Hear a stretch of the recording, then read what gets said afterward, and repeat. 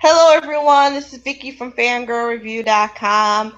We are here to talk about the latest episode of The Flash, Season 1, Episode 21, Grodd Lives. Dun, dun, dun, dun.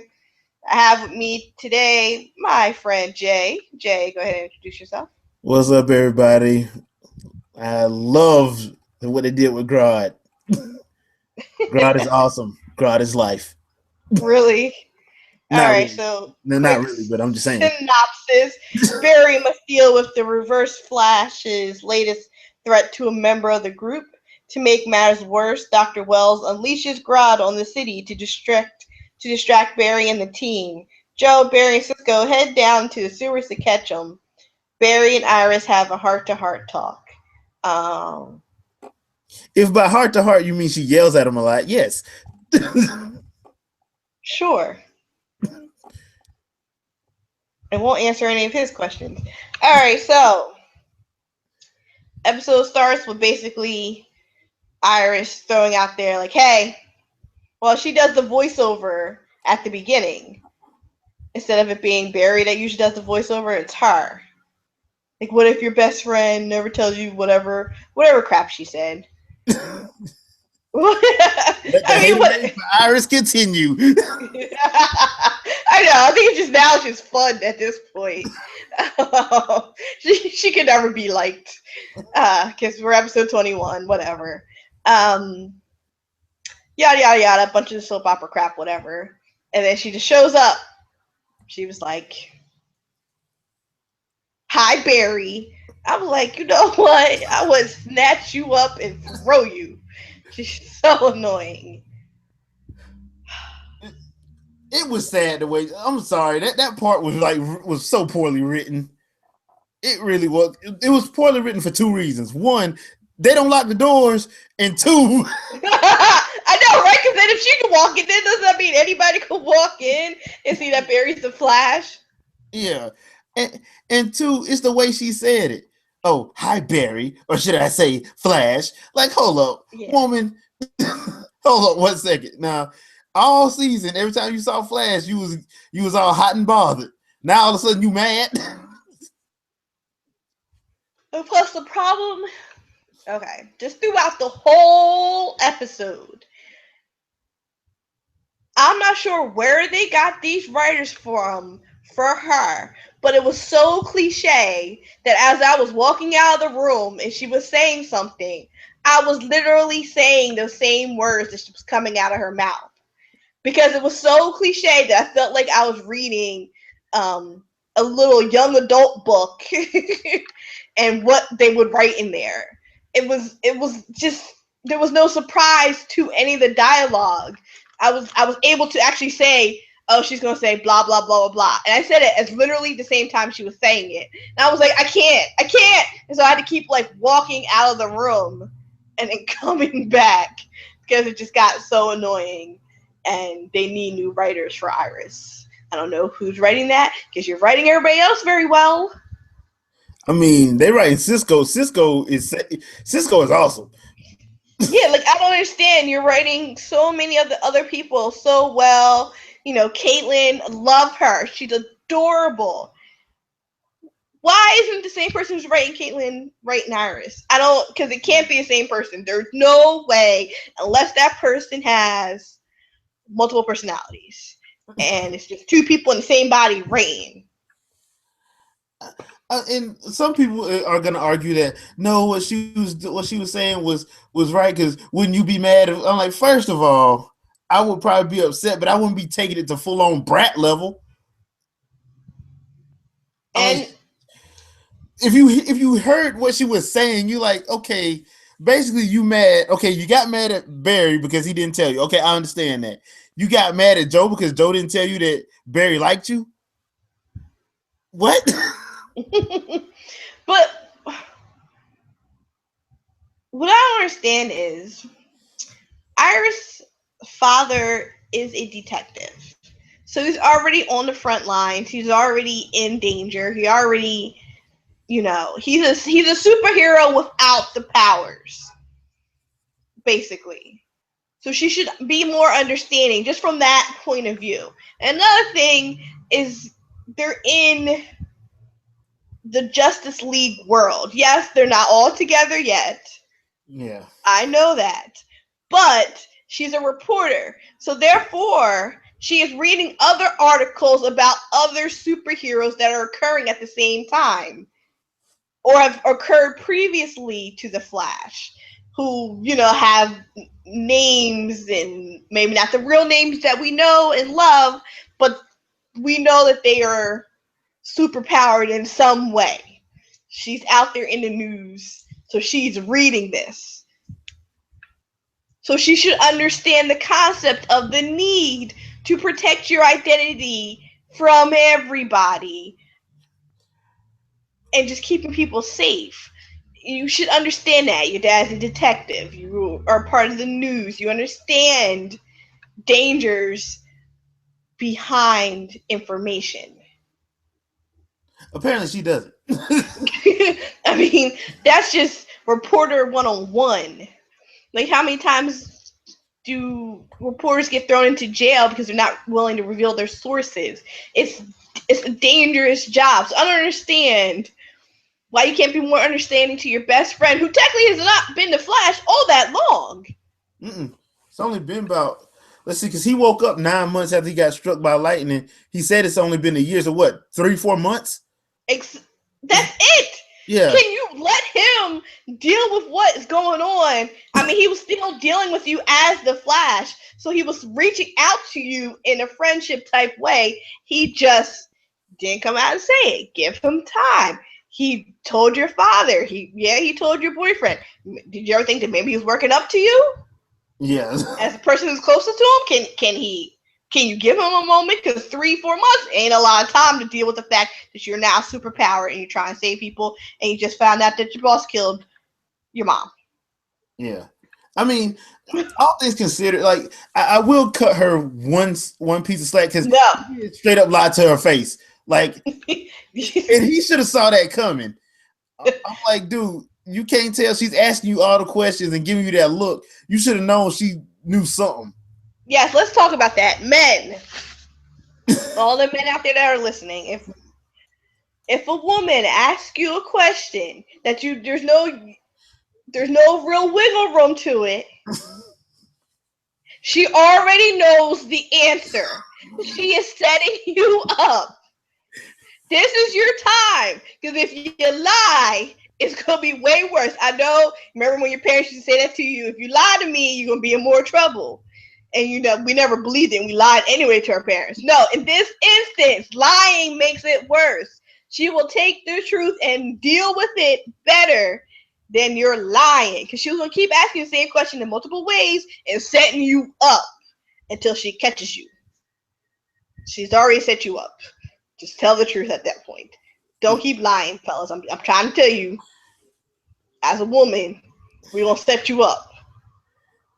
Yeah, take heed. I was just, because it got to the point where it was obvious. That's why I was like, dude, okay. But yeah, the whole them not locking the doors, especially with them knowing, Wells is still out there. They don't know what he's playing. And I'm like, dude, I would have had the locks changed. He wouldn't have been able to get in there. I would have had landmines and freaking anti-tank missiles launched at the parking lot, aimed at the parking lot. He wasn't getting in there.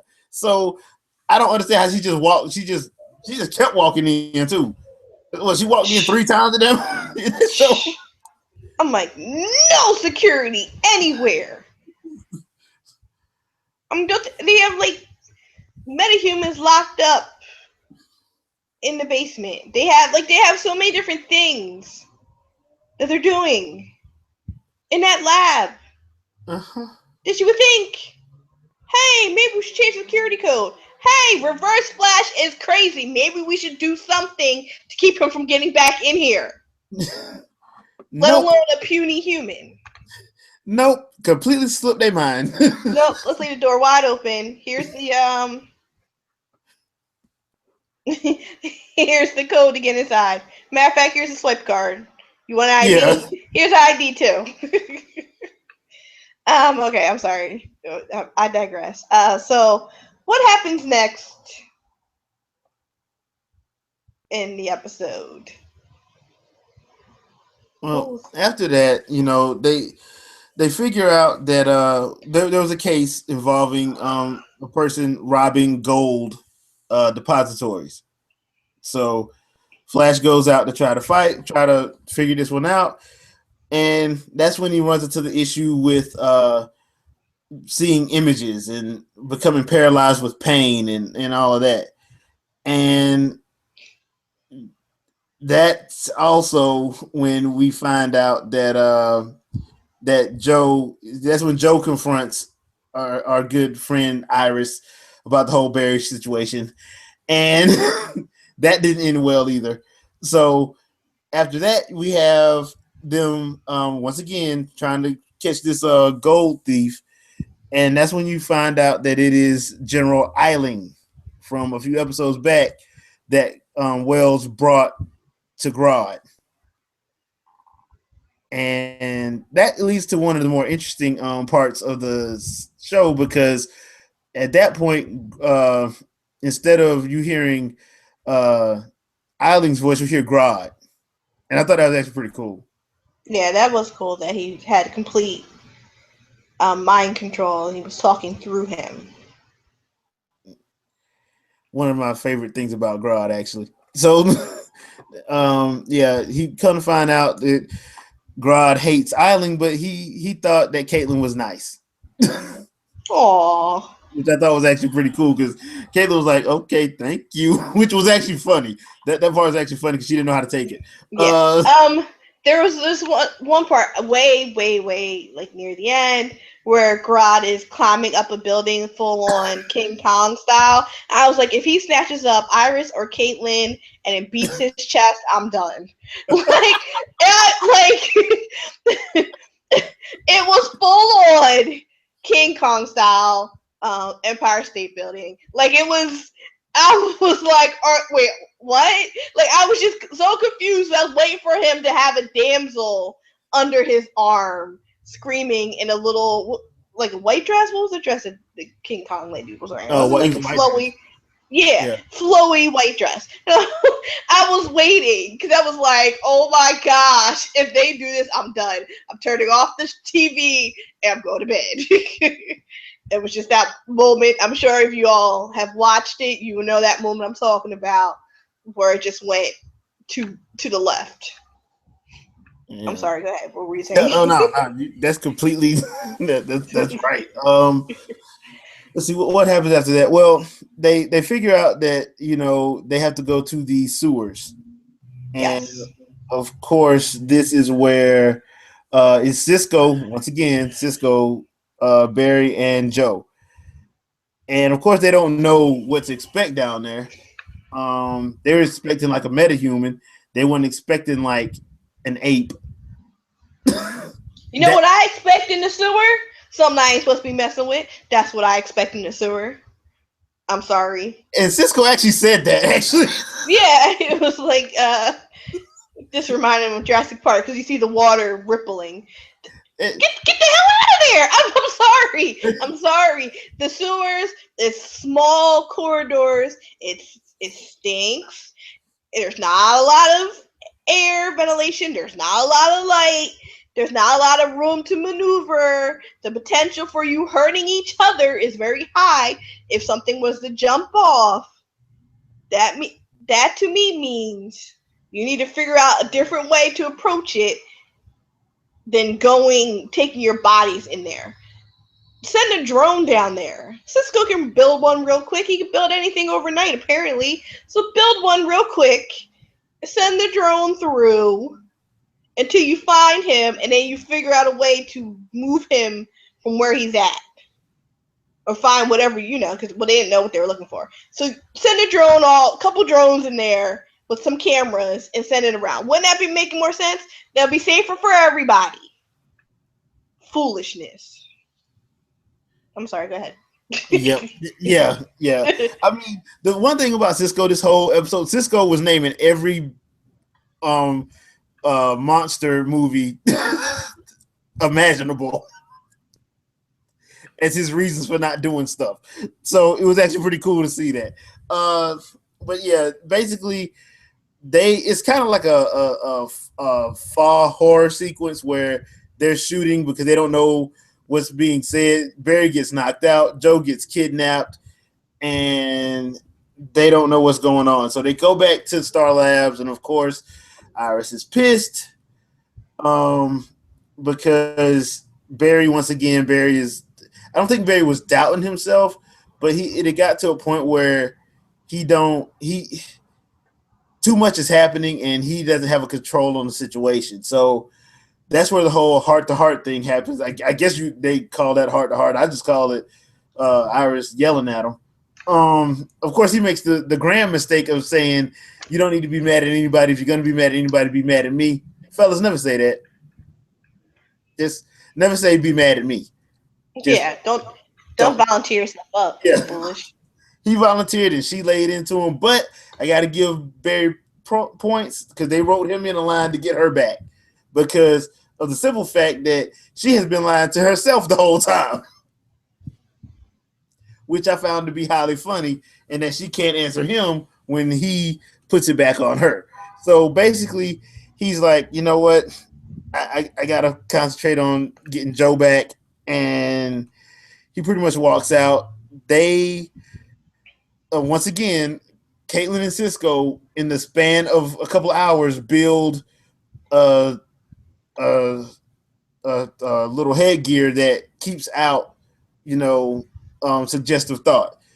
This, once again, goes to the why in the hell is Wells evil? Because if you want to get back home, and they're able to build this kind of stuff in a day, in a night, don't you think they could have built a time machine? Mm-hmm. So once again, why are you evil? There's no reason for you to be evil. Seriously, there's no reason for you to ever be evil. I mean, I don't understand. I mean, I hope that they explain why he's evil. I mean, or why his vendetta is so deep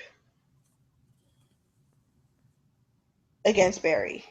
Yeah, I mean, this deep to your soul blood feud. What, did Barry see your woman too? I don't. I'm starting to think blood feud against Barry, Allen's versus Thawne's. Like, that's how deep it is. I'm gonna need you to explain, because him messing up your ability to go back to the future, no, that doesn't make sense. That's not enough. You going back in time to kill a 5-year-old little boy. Okay, what is the antecedent? What did he do that was so bad? Especially when the fact that you come from the year 25, whatever, and he died 5 centuries previous. So what did he do to you that pissed you off so bad? Exactly. Because apparently at some point in time you must have went to 2024, and then he did something to you. Did he step on your Jordans? I don't know. Yeah. I'm saying, if it was his brand new, maybe that was what it was. Maybe. I don't know. But of course, they really gonna have to explain it to make it believable as to why this man was willing to go back to kill a 5-year-old. And that's the thing. Are they gonna do it next episode? I mean, they only got 2 more episodes to go, so yeah. Whatever they do, they're gonna have to do it quick. And they still haven't, like you said, they still haven't said why he's so pissed. They still haven't said, and I'm seeing what Cisco and Caitlin can do, just the 2 of them. I'm it doesn't make any sense for you to be evil. It just doesn't.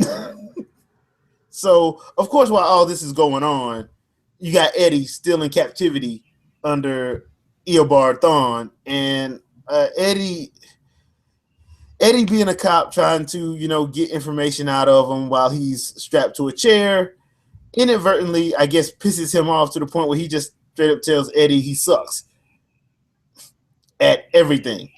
And then he shows him the newspaper clipping where he doesn't even get Iris. Barry does. Yeah. And he said he married somebody, Grandma Agnes. First of all, that name right there is horrendous. Well, no, he doesn't marry. That's who the ring that he was going to give to Iris belonged to.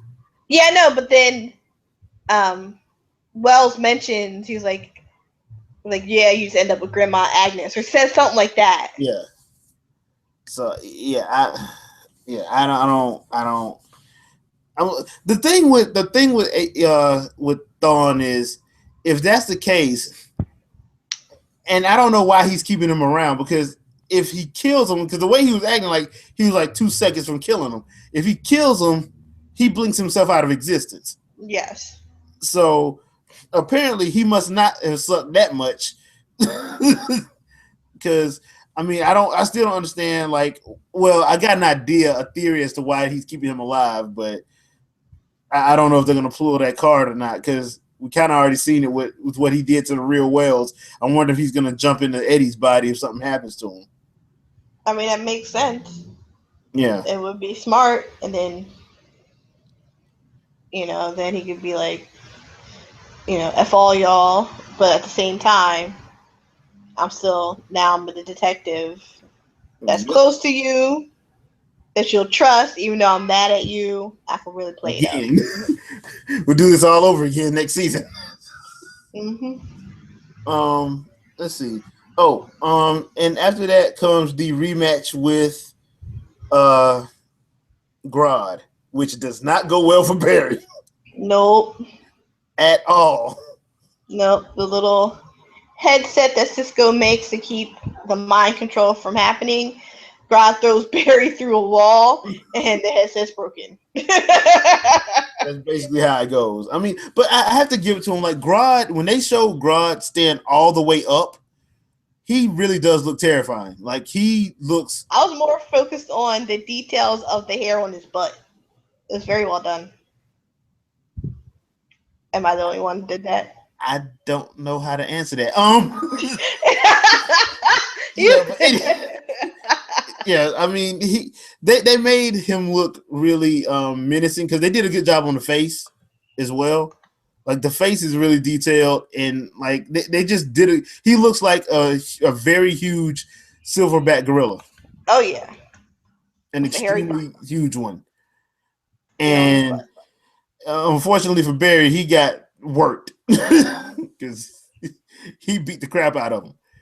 I mean, I thought it was hilarious. He beat the crap out of him, and of course, once again, Barry's doubt is setting in. And this time, usually, is Wells talking him through it, telling him to breathe, or telling him how to, attack the situation. Well, this time it was Iris, and Iris talked him through it. Tell him to calm down, and he need to, focus and all that. Listen So to he was my able. voice, Barry. Listen to my voice. You can do this. You're strong. Oh my gosh, I wanted to puke. I think I might have walked out the room at that point too. Yeah, I was like, "Where's my phone?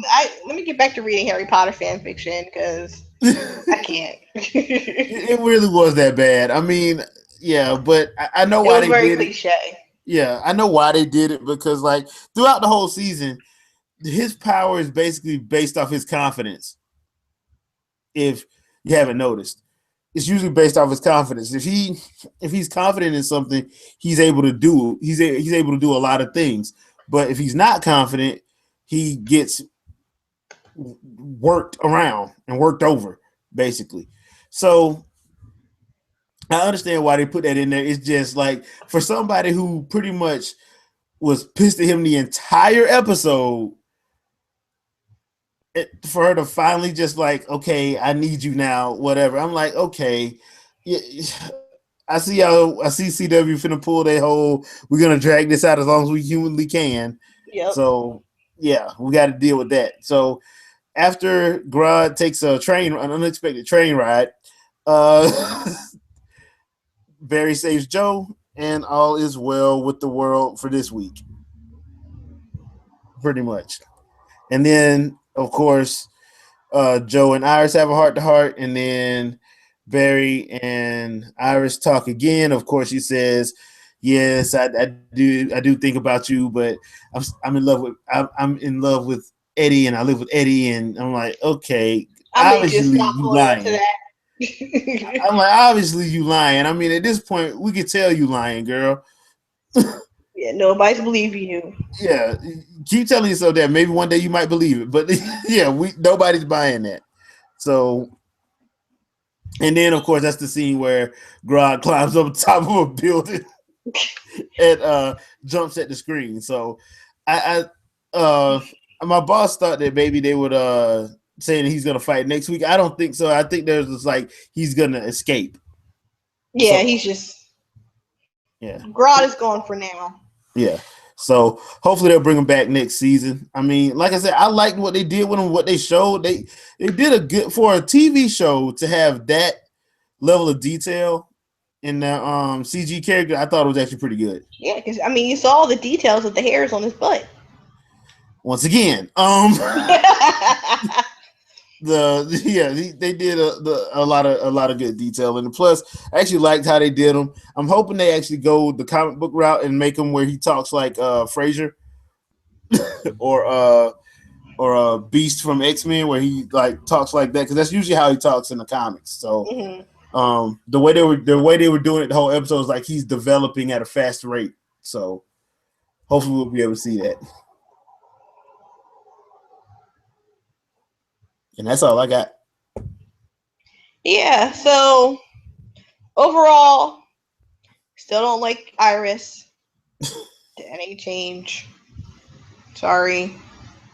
Sorry, CW. Keep trying. Still think Eddie's an idiot. I don't know if that's going to change. I mean, it goes without saying he's an idiot. Yeah. I mean, he should never even ask Iris out. Her best friend was in a coma. Did you really just take advantage of your partner's daughter who's emotionally in turmoil? Of course he did. Because that's what you did.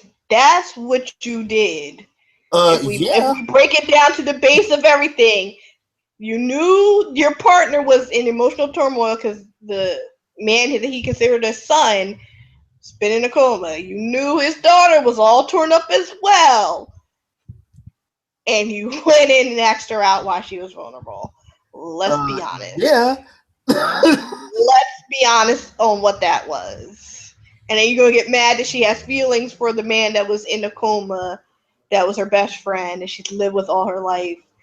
Blah, blah, blah. You really going to... You mad, bro? This all could have been taken care of if they just would have went to the prom together. Very true. This all would have been taken care of if they just would have... If Barry and Iris just would have went to the prom together. This all would have been taken care of. Apparently. A mess. So, overall, Jay, what were your thoughts on the episode? I actually thought it was good. If it was, like I said, the reasons to watch this show is Cisco and Caitlin. Yes. In Wales, in my opinion.